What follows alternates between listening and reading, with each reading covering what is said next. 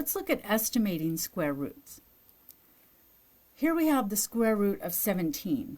Now, remember, we only know a few square roots. We know the square root of 4, we know the square root of 9, square root of 25, square root of 36, but this is not a list. This is not on our list of known square roots, so this is why we have to estimate it. Think of a number line. We're trying to figure out where the square root of 17 lies on the number line. Well, let's go and access those square roots we do know.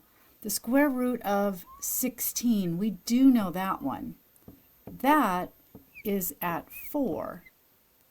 Now, let's go to a square root above that. What's the next highest square root that we know? Right after 16, we know the square root of 25. We know that's a 5. So on the number line, way down here must be 0, and between 4 and 5 is where the square root of 17 must be located. In fact, we can tell that because the square root of 17 is closer to 16 than it is to 25, we can also determine that this is closer to 4 than to 5. So estimating where this is, we know it's located somewhere between 4 and 5, and it's closer to 4 than to 5.